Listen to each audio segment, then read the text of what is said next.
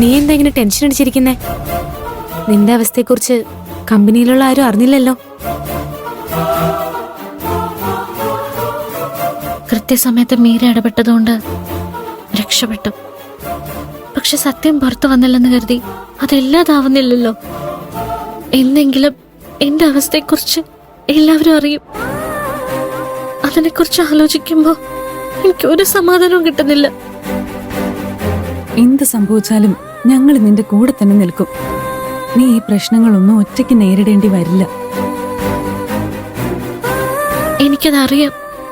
പക്ഷെ ഞാൻ കാരണം നിങ്ങൾക്ക് എന്തെങ്കിലും പ്രശ്നം ഉണ്ടാവുമെന്ന എന്റെ പേടി. അങ്ങനെ ഒന്നും സംഭവിക്കാൻ പോകുന്നില്ല. നിന്നോട് ഈ ക്രൂരത കാണിച്ചത് ആരാണെന്ന് നമ്മൾ കണ്ടുപിടിക്കും. സത്യം എന്താണെന്ന് പ്രിയഞ്ചേട്ടനോട് നമ്മൾ പറയും. നിന്റെ ഭാഗത്ത് ഒരു തെറ്റുമില്ലെന്ന് പ്രിയഞ്ചേട്ടനും കുടുംബത്തിനും മനസ്സിലാവും. അവര് നിന്നെ സ്വീകരിക്കുകയും ചെയ്യും. ഇത് ഞാൻ വെറുതെ ചിന്തിച്ചു കൂട്ടുന്നതല്ല. ഇങ്ങനെയൊക്കെ സംഭവിക്കുമെന്ന് എനിക്ക് ഉറപ്പാ. ഇപ്പൊ നീ അതിനെക്കുറിച്ചൊന്നും ചിന്തിക്കണ്ട. ഓണമല്ലേ? ഭൂമിക മാഡം ഓണം കഴിയുന്നത് വരെ നമ്മുടെ ഹോസ്റ്റലിൽ ആഘോഷങ്ങൾ ഉണ്ടാവുമെന്നാ പറഞ്ഞത്. നമുക്കത് ഒരുമിച്ച് നന്നായിട്ട് ആഘോഷിക്കാം. അപ്പൊ നിന്റെ മനസ്സും ഒന്ന് തണുക്കും. അതൊന്നും വേണ്ട. നിങ്ങൾ ഓണം ആഘോഷിക്കേണ്ടത് നിങ്ങളുടെ കുടുംബത്തിന്റെ കൂടെയാ. എനിക്ക് വേണ്ടിയാ നിങ്ങൾ വീട്ടിൽ പോകാതിരിക്കുന്നതെന്ന് എനിക്കറിയാം. ദയവ് ചെയ്ത് അങ്ങനെ ചെയ്യരുത്. നിങ്ങൾ പൊയ്ക്കോളൂ. എനിക്കൊരു കുഴപ്പമില്ല. ഇങ്ങനെ ഓരോന്ന് പറയുമെങ്കിലും നീ എത്രമാത്രം വിഷമം ഉള്ളിക്കൊണ്ട് നടക്കുന്നുണ്ടെന്ന് ഞങ്ങൾക്കറിയാം. നമ്മളൊരു കുടുംബമാണ്. ഇപ്പോ ഞങ്ങളുടെ വീട്ടുകാരെക്കാളും ഞങ്ങളുടെ ആവശ്യം നിനക്കാണ്.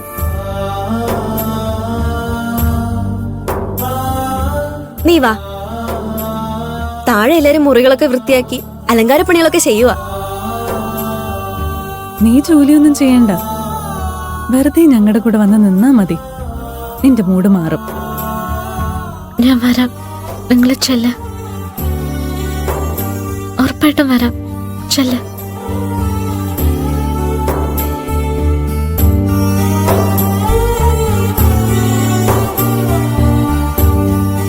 ഞാനിവിടെ നിന്നാ ഇവർക്കാർക്കും മനസ്സറിഞ്ഞ് സന്തോഷിക്കാൻ പോലും കഴിയില്ല. ഇവിടെ നിന്ന് മാറി നിൽക്കുന്നതായിരിക്കും നല്ലത്. ഓണം കഴിയുന്നവരെ ഞാൻ പല അമ്പലങ്ങളും തൊഴുതിട്ട് വരാം. അങ്ങനെയെങ്കിലും കുറച്ച് മനസ്സമാധാനം കിട്ടുമെന്ന് നോക്കട്ടെ. ഞാൻ പോകുന്നത് ഇവിടെ ആരും അറിയണ്ട. ഞാൻ നിന്നോട് മാത്രമേ യാത്ര പറയുന്നുള്ളൂ.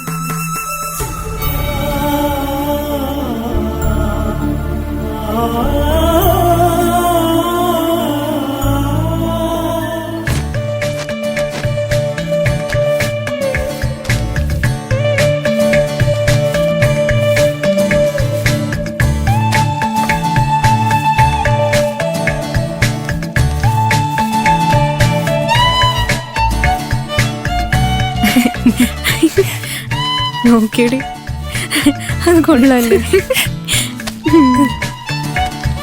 അതെ, ഇവിടെ എല്ലാരും ജോലി ചെയ്യുന്ന കണ്ടില്ലേ? ഇങ്ങനെ ഒന്നും ചെയ്ത് കാലുമേ കാല് വെച്ചിരിക്കുന്ന നാണോ ഇല്ലേ? ഇല്ല, നാണോ ഇല്ല. നീ എന്ത് ചെയ്യും? അടിച്ചിന്റെ അണപ്പല ഞാൻ തെറിപ്പിക്കും. എന്താ കാണോ? അടുത്ത പ്രശ്നത്തിന് പോണ്ട. ഇവള് ശരിക്കും അടിക്കും. മര്യാദയ്ക്ക് അടിച്ചു വരിക്കും. വെറുതെ എന്റെ കൈക്ക് പണി ഉണ്ടാക്കണ്ട. പിടി. ദേ അവിടെ പോയി അടിച്ചു വരെ. ഓ നാശം.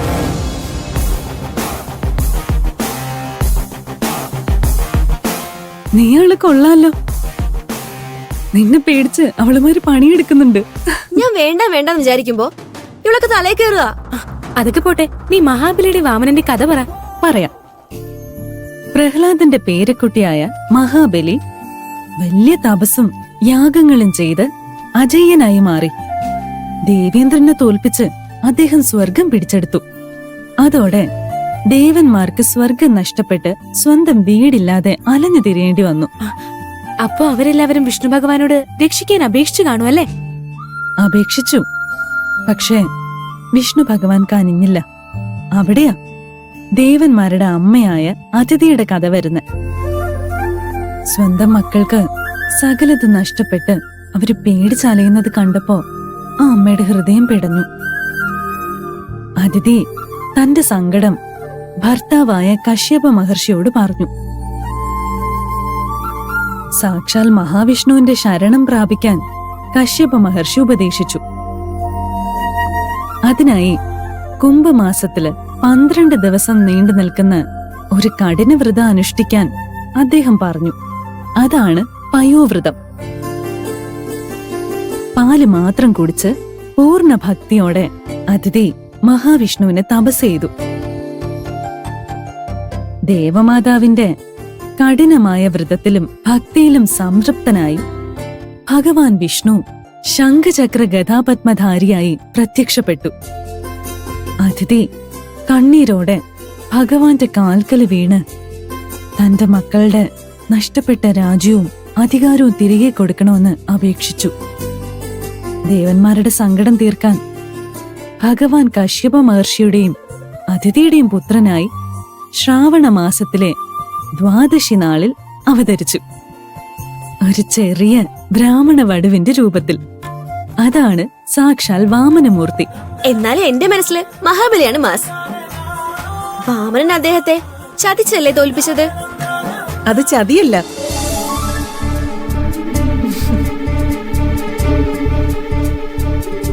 കരുണയാണ്. ഭഗവാന് മഹാബലിയെ നേരിട്ട് എതിർത്ത് തോൽപ്പിക്കാൻ കഴിയാത്തതുകൊണ്ടാണോ? മഹാബലി ദേവന്മാരുടെ ശത്രുവാണെങ്കിലും വലിയ ഈശ്വരഭക്തനും ധർമ്മിഷ്ഠനുമായിരുന്നു. അതിനാൽ യുദ്ധം ചെയ്ത് മഹാബലിയെ വധിക്കുന്നത് ധർമ്മമല്ലെന്ന് ഭഗവാൻ അങ്ങ് തീരുമാനിച്ചു. അതുകൊണ്ടാ ഒരു ഉപായത്തിലൂടെ ദേവന്മാർക്ക് രാജ്യം തിരികെ നൽകാൻ ഭഗവാൻ തീരുമാനിച്ചത്.